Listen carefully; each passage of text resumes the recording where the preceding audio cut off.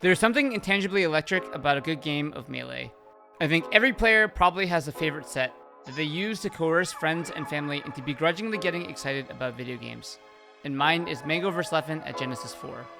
What I love about this set, and about Melee in general, is that it really doesn't take a PhD to appreciate that what you're seeing on screen is an insane interaction of talent, pushing past any preconceived notions of how the game should be played, taking the mechanics and strategy of the game to their very limits.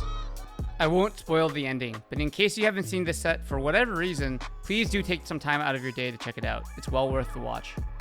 And maybe it's because I'm just a wee little lizard brain, but there's something very instantly satisfying about how Smash is simultaneously fun to play and an incredible spectator sport. And on a meta note, I find it so hilarious that one of the greatest spectator experiences ever concocted by a game developer was made completely on accident by a game company that likes to pretend the community doesn't exist. I spent 8 years of my life playing in chess competitions, and even now I have difficulty watching the World Championships. 6 hours of 2 people sitting down for a single match, making moves that are so insanely theoretical that I can't parse anything about what's going on without the help of super grandmaster commentary that oftentimes ends in a draw. Yeah, I'm going to unfortunately stick to Princess Peach beats up Spandex Race Car Man. There are many technical reasons that Smash is a great spectator sport that aren't going to be covered in this video. For instance, I think one of the subtle reasons it's so easy to follow is that everything you need to know is on screen. And unlike a lot of other games that are way more complex, you don't need to be hyper aware that you're watching 1 out of 10 different possible perspectives, and that there are bajillions of abilities on cooldown that you need to be hyper aware of.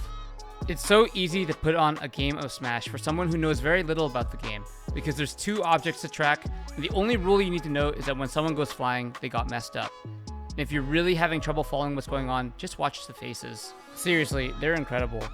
But I wanted to take a stab at what I think the emotional draw of a good Melee match is by borrowing a term I learned from one of my favorite game design talks on YouTube. Don't fret if you've never heard of this guy, and have never played either StarCraft 1 or StarCraft 2, because I think the concepts he talks about are more generally accessible than that. Here he talks about something he calls the multiplier effect, which is simply put, how much the skill of a competitor can impact the outcome of a match. He says that in the newer version of StarCraft, because of all of the quality of life changes that make it easier for players to control their units, the amount of increased value of a single unit when a pro player is controlling everything versus when your average player is roughly 1.5x, and sometimes at peak levels of play, 1.55x. But in the original version, players had to spend a lot of time fighting against the actual user interface of the game. Units would just bump into each other and spend an absurd amount of time pathing in the wrong directions. And you couldn't even select more than 12 units at a time, meaning that if you had a large army, you would have to tell them to move across the map in these infuriatingly small increments. But this also meant that when a pro player was at the wheel, it was instantly recognizable, and this multiplier effect could be as high as 10x. Then when we see insanely precise movement from these units, that is because the players are putting in thousands of inputs that took them tens of thousands of hours of practice to be able to perform. And I feel like for many players who play competitive Melee, this was their main gripe with the latter iterations. The idea that the developer limited how badly you could get beat by dismantling Melee's fast ground movement and insane combo game, and even adding mechanics completely unrelated to player skill like tripping. I think it's an admirable endeavor for developers to try to make games more accessible to newer players, but it seems like it is so hard to lower the skill floor of a game without inadvertently messing with the skill ceiling as well.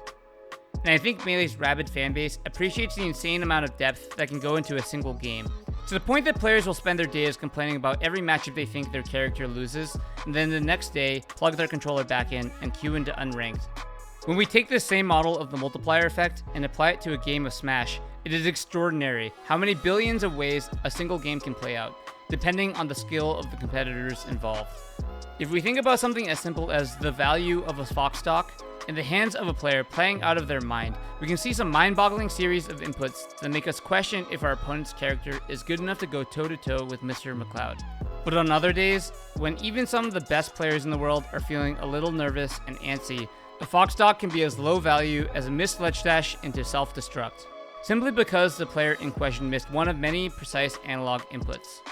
And when a single matchup on a single stage can still develop into a bajillion different possible timelines, we're always on the edge of our seat, regardless of who's playing. It only takes a few bad interactions for Bizarro Flame to take a game off of Armada's Fox, and a few seconds of lost focus for Rishi's DK to slap a game off of IBDW. When we tune into a tense, high-level set of Melee, we're signed up for a wild ride that will be simultaneously the pinnacle of optimality, with precise and clean inputs and flawless execution, and also this clownfest of degenerate, scrappy Melee, where two nervous, anxious individuals try to desperately hold it together for just a few more seconds. And although the sheer difficulty of the game makes it nigh impossible for anyone to be consistent, I think the constant upsets remind us of the humanity of competition and of self-improvement. That while it is admirable to try to be optimal and perfect, that when you have humans at the wheel, you will get these fleshy meatbags that will fall apart at a moment's notice, because they're too warmed up or not warmed up enough. And those fickle people will get frustrated and tilt, just like every spectator would in the same spot. And so while a lot of games are trending towards high-quality decisions made by perfect beings who never get emotional, I love that at its core, Melee is scrappy and unclean. There are so many moments where you simply don't have time to think. That fox is barreling towards you at full speed, and you have fractions of a second to scramble together a game plan, but you're tired and nervous and your hands are shaking. And these moments remind us that for better or worse, we are human. Thanks for watching.